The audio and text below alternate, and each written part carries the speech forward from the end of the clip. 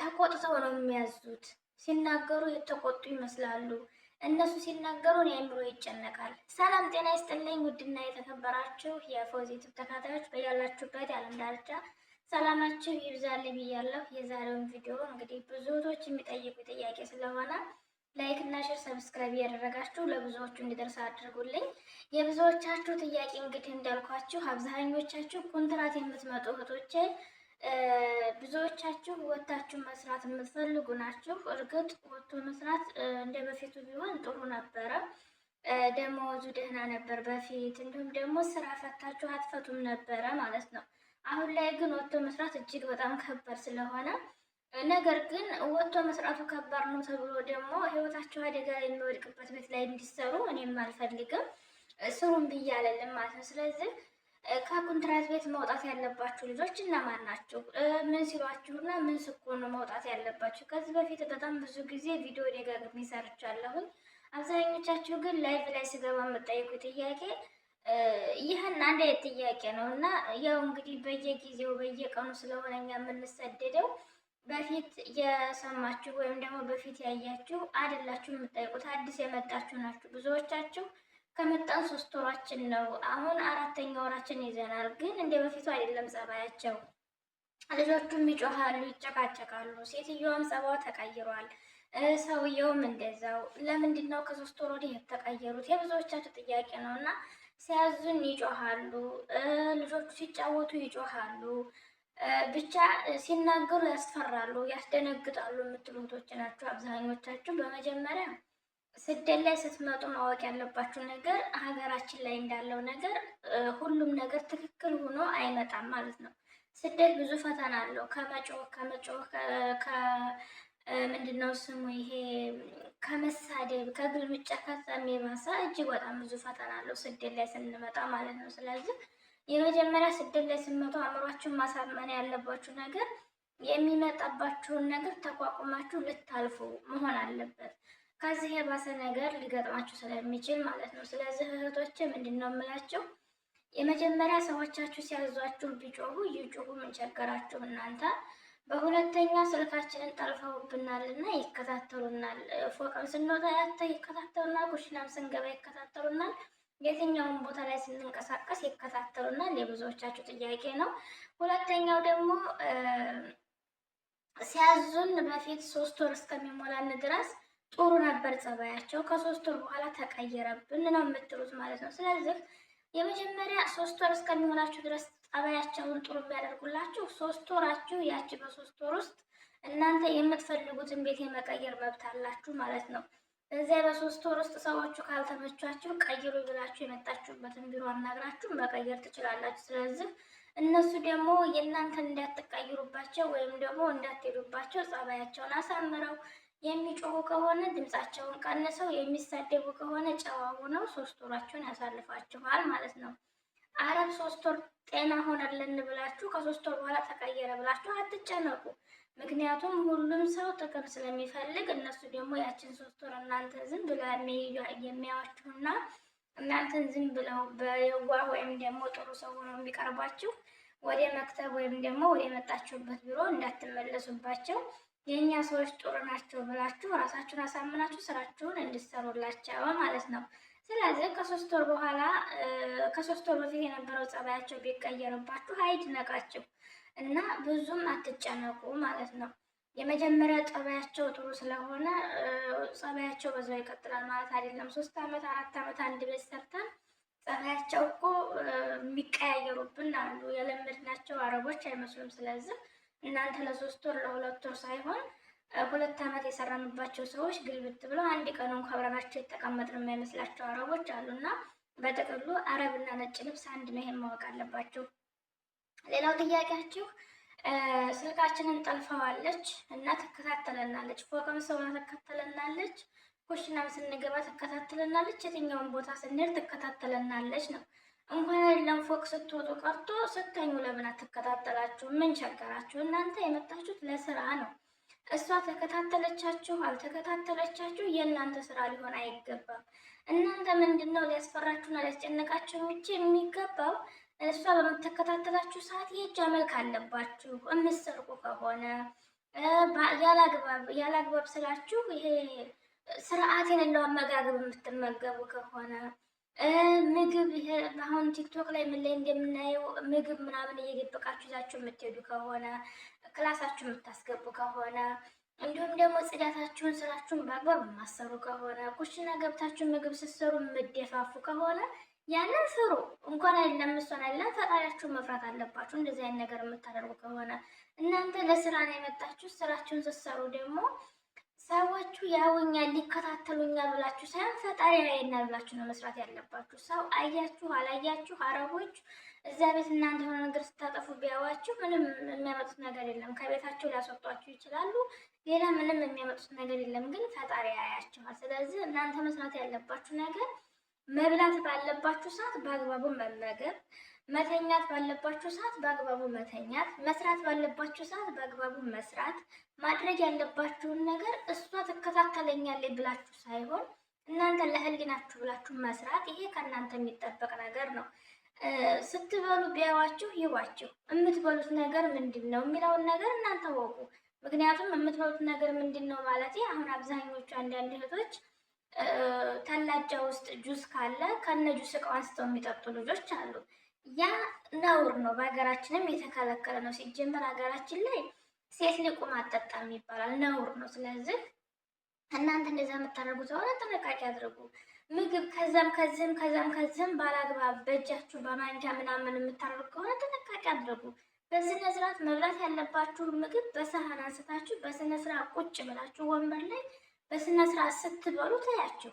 የምትፈልጉ ጁስ ተላጃ ወይም ደግሞ ፍሪጅ ውስጥ ካለ በኩባያ ቀርታችሁ ስትጠጡ ታያችሁ። ምን ቸገራችሁ እናንተ? ቤታችሁን ስታጸዱ ስትወለውሉ ሽንት ቤት ስታጥቡ ታያችሁ። ምን ቸገራችሁ እናንተ? ምንም የሚቀንስባችሁ ነገር የለም።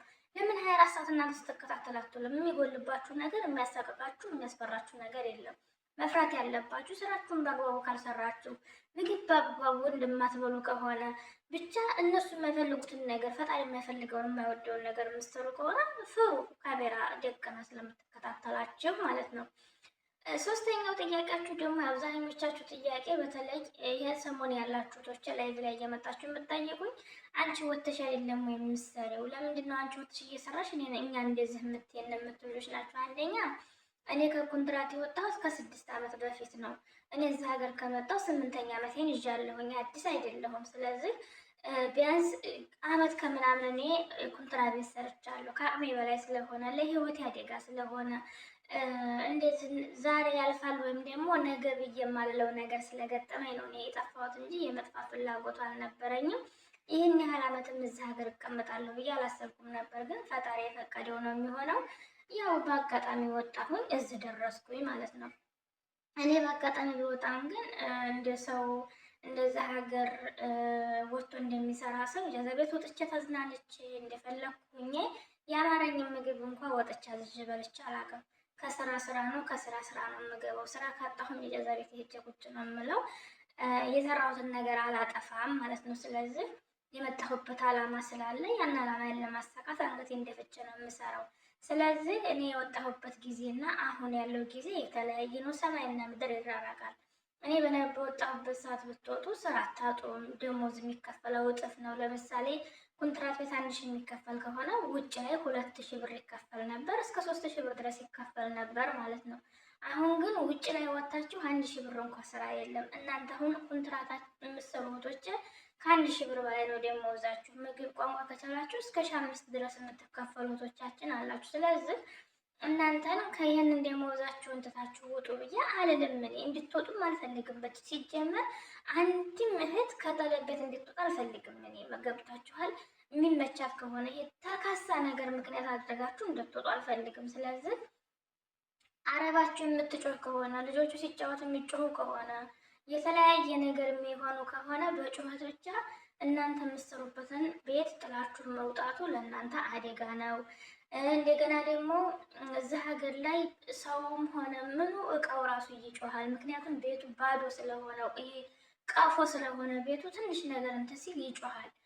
እኔ አሁን ሳወራ በጣም ነው የሚጮኸው።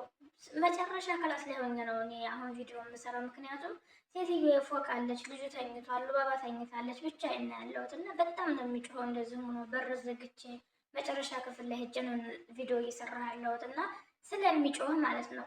ስለዚህ እነሱ ጮሁ አልጮሁ እናንተ ምን ቸገራችሁ? እነሱ ልጅ የማትይዙ ከሆነ ልጆቹ የሚጫወቱበት ቦታ ላይ እናንተ ለምን ትሄዳላችሁ? ልጅ የምትጠብቁ ከሆነ ደግሞ ቻሉት። መቼም ስደት ስንመጣ ክፉን ደጉን ልናሳልፍ ነው የመጣ ነው እና ቻል አድርጉት። ሲቀጥል ደግሞ ሰዎቹ አንዳንድ አረቦች ሲያዙ እኔ አሁን ለምሳሌ ስናገር የተቆጣሁ እመስላለሁ፣ ወይም በተፈጥሮ ማለት ነው። ቀስ ብዬ ሳወራም ሆነ ምንም ስል ቁጡ ነው የምመስለው። የምናገረው ነገር የሆነ ተቆጥቼ የምናገር ነው የምመስለው። በተለይ ደግሞ የሆነ ነገር የሆነ ሀሳብ ውስጥ ምናምን ከሆነ በቃ ስሬሱ የሆነ ቁጥት ያለ ነገር ነው የምናገረው እና የምቆጣ እመስላለሁ። ስለዚህ አንዳንድ ሰው በተፈጥሮ ቁጡ የሆነ ሰው አለ። አንዳንድ ሰው እየተቆጣ በጣም ተናዶ ራሱ የተናደደ የማይመስል ሰው አለ። ስለዚህ ብዙ ሰው እንደኛ እንደ ሀበሾቹ ጸባይ እንደሚለያየው ሁሉ የአረቦቹም ጸባይ ሰው ስለሆኑ ይለያያል እና እነሱ ሲናገሯችሁ ወይም ሲያዟችሁ የተቆጡ ቢመስሏችሁም አንደኛ እናንተ ጥፋት ካላጠፋችሁ እነሱ ይቆጡ ይጩሁ፣ ምን አገባችሁ? እናንተ ጥፋት ካጠፋችሁ ደግሞ ማለሽ ብላችሁ ማለት ነው እኮ ማለሽ በቃ ይቅርታ ወይም ደግሞ ሶሪ ብላችሁ ማለት ነው። እናንተን ይህንን ያህል ወጥቶ እስከ መስራት ድረስ የሚያደርሳችሁ ነገር አይኖርም እና አብዛኞቻችሁ በብዛት አረቦቹ ከ3 ወር በኋላ ቢቀየሩባችሁ ሲያዟችሁ የተቆጧችሁ ከመሰላችሁ ከጮሁባችሁ እናንተ ለምሳሌ አረቧ እየጮኸች ከሆነ እናንተን ብዙ ነገር እየተናገረች ምናምን ከሆነ ትታችኋት መሄድ ነው እናንተ።